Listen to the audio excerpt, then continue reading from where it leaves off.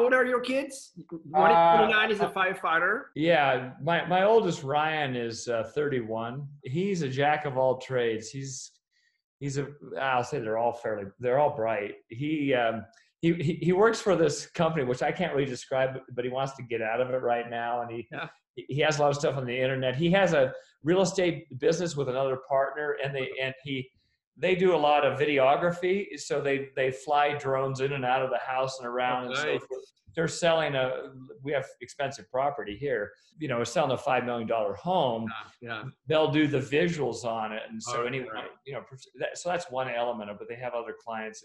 And then he works with the sort of a high-speed internet, and they put in telephone poles. He doesn't do this, but he does all the technical stuff. So he's involved with that. And then he also has a few online affiliate programs where he's just, he sells stuff that he signs up for. So he does a lot of stuff.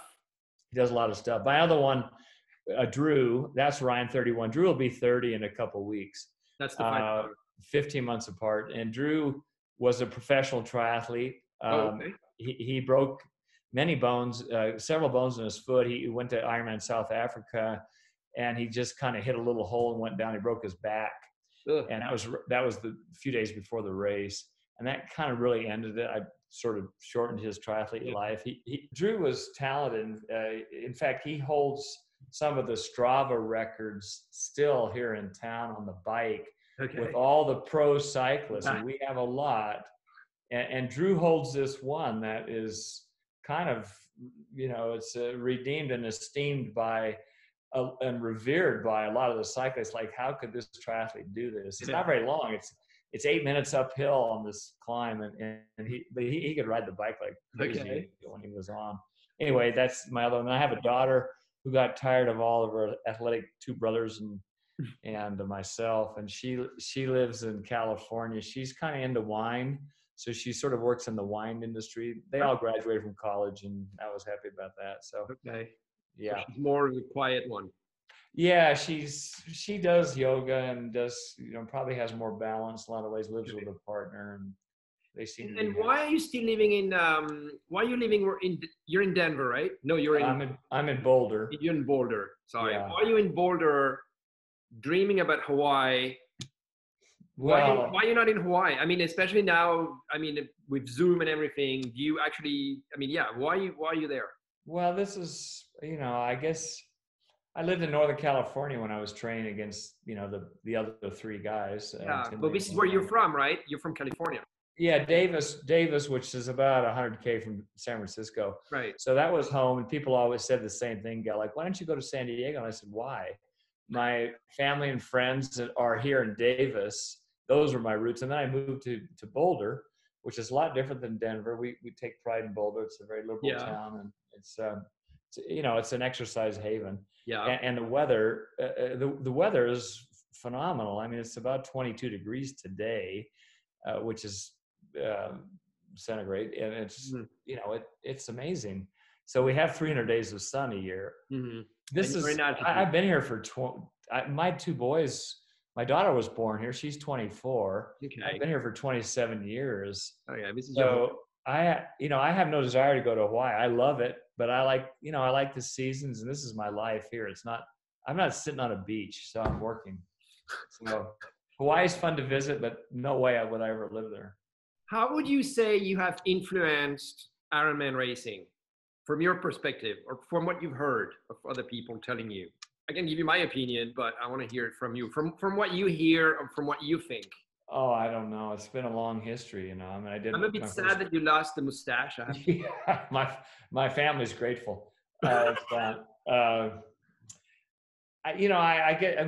have history in the sport now. So, go back to, I heard about the race in '78, the first year in Hawaii, and I did it in '80.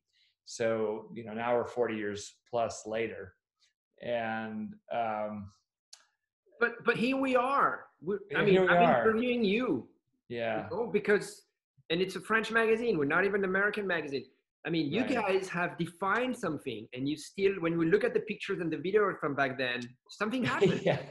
Yeah. The video is fun. I have kind of this highlights reel, which is a silly name, But when you look back at the bikes and the clothes we were wearing, the funny socks and all that, and that 1980 race was comical, you know, all the stuff in there is just hilarious looking at it. But I think thinking about the history of the sport, and, you know, I kind of fell into it, but my mindset wasn't any different 40 years ago as it is today. I went into it with this huge, ambitious optimism that I was not going to die in this race, that this was a race. It was not a survival skill. And I think a lot of the athletes, and I really even see this in the pros, that a lot of them think, well, when I get to the marathon, I'm going to fall apart. I'm going to collapse, and I'm just not going to be able to prevail. And I think, golly, you're so talented. Why can you think that? So I think maybe what I have given, and I've done obviously hundreds and hundreds and hundreds of interviews, is maybe just the sort of the perseverance and the tenacity that, you know, I had way back then, and I was very naive as well. But it's almost a good thing to go into something that's a little bit unknown. It's an unknown when you do your first race, as you did. We don't know how we're going to fare, how our body's going to adapt or not, well, believe me, after 17 Ironman, I still don't know how the marathon is going to turn out. Yeah, exactly. There's still a lot of unknown for me. Yeah, no, a lot of people have trouble. I mean, I get lots of emails, and I got one from this guy. He said, "Oh, I met you in 2015 at this event. His dad is turning 80, and he said, well, he wants to do another Ironman. He's finished one, but like 7 of 8, he had hypothermia, and he had a bee sting, and he got redirected on his bike. He had like 7 races that were catastrophic, but he still wants to come back." So I guess when I hear that story and I reflect on mine, even before I was a triathlete, it was kind of a mindset that I had when I was an undergraduate. I was coaching. Ironically, I was coaching some of my professors, and they were dumbfounded that I'm in their class and now I'm the boss. Right. But I get these people that could barely swim, and I always had and I also had a senior group, which I would now qualify for. But I always had the notion that everyone has this unlimited potential. And so when I, still teach today, and I still, I've come back and I still teach I have one swim class. I used to have 4 at one time, and I had twice per week, but now I just have one on Thursday. Yeah. And I have my run group tomorrow morning. I'm still just crazy passionate about it. Well, people age, and I've been around a long time, so I see these people age over the years, and I think, oh, that's okay. We still need to work on this component. And you're going to be better. And sometimes that comes back to, just heightening thoracic spine mobility, or comes to their diet, or we need to really work these hills because you're losing calf strength, and we need to integrate that in your strength program, whatever it may be. So I always look at it like, wow, Ironman, don't give up if you've done 17 or you've done. Well, I don't plan on giving up. Well, you shouldn't, Gail. Yeah. I just always, it's a sincerity that I have when I work with people, is I just feel like, okay, there's so much to unfold on this. It's not like you're flipping marbles in a tube and you can only do it, so many times you're not going to get any better. It's kind of a bad analogy, but I always feel like, man, just keep working on this. You're going to get better. You're going to get better. And so I kind of always want to exude that unlimited potential. You sound like you love coaching.